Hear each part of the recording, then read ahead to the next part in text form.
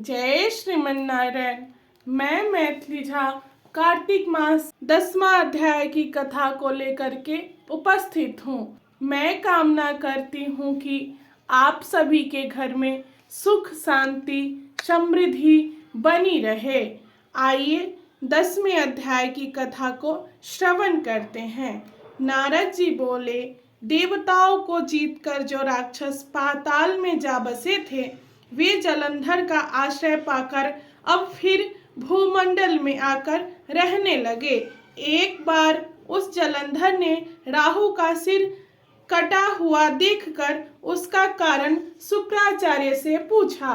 तब उन्होंने समुद्र मंथन और 14 रत्नों के हरण की कथा तथा दैत्यों के पराक्रम का सब वृतांत कह सुनाया।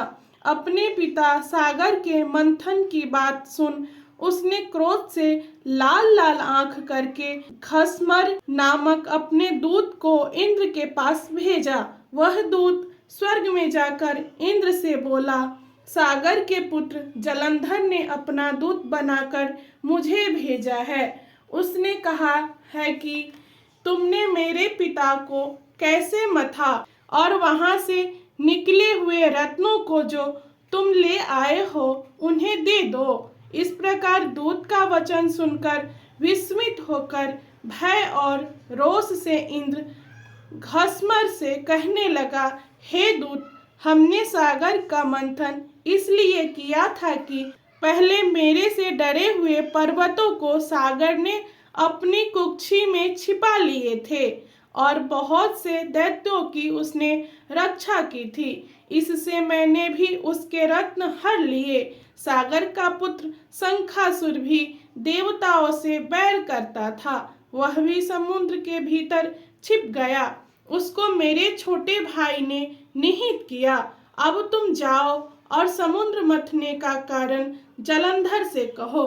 वह दूत इंद्रलोक से विदा हो पृथ्वी पर आया और सब वृतांत जलंधर से कहा। दैत्य क्रोध से फुंकारता हुआ देवताओं को जीतने के विचार से चारों दिशाओं तथा पाताल से करोड़ों दैत्य शुंभ निशुंभ आदि सेनाओं को साथ लेकर स्वर्ग में जाकर उसने नंदन वन में अधिकार कर लिया। देवता भी अस्त्र शस्त्रों सहित अमरावती से बाहर निकले और तब वहां घोर युद्ध हुआ। मुसल परिघ बाण गदा बरछी फरसा आदि शस्त्रों से वे एक दूसरे को मारने लगे।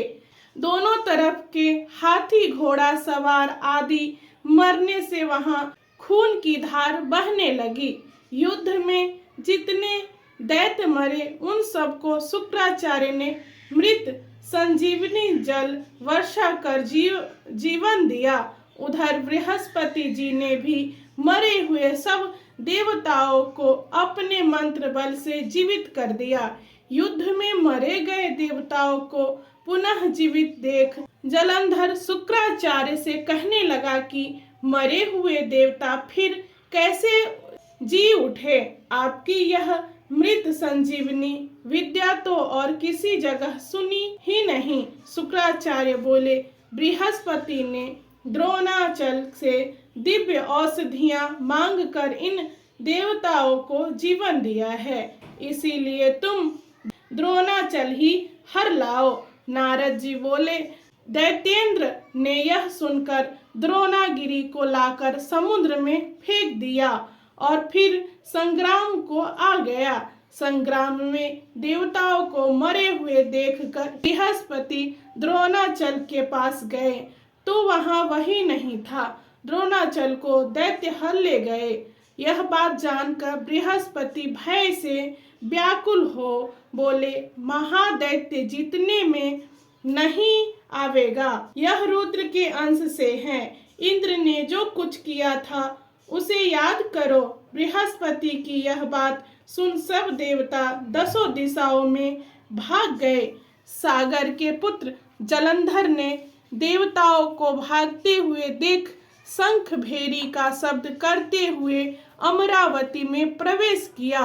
अब इंद्रादिक देवता उससे पीड़ित होकर सुमेरु की कंदरा में रहने लगे।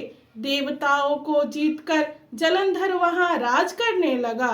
तत्पश्चात शुंभादिक को समस्त बड़े बड़े देवताओं के स्थान पर अलग अलग नियत करके वह स्वयं सुमेरु पर्वत की ओर देवताओं से लड़ने चला। जय श्रीमन्नारायण। एक विशेष निवेदन आप सभी को बताते हुए मन हर्षित हो रहा है कि आप सबके सहयोग से चल रही पवित्र संस्था YVCT वृंदावन अब ATG और 12वे के सर्टिफिकेट के साथ कर मुक्त है।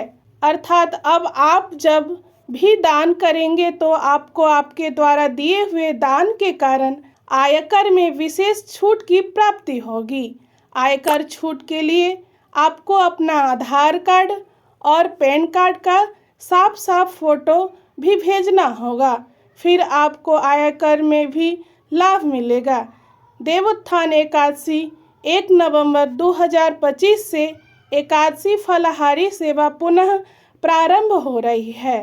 सभी सम्मानित सदस्य अपने सहयोग को QR कोड स्कैन करके शीघ्र भेज दें। आप जैसे दानवीर के सहयोग से ही ऐसे आयोजन चलते रहते हैं। आप सभी को यह वीडियो पसंद आई हो तो हमारी चैनल को सब्सक्राइब करें तथा अपने मित्रों में शेयर करें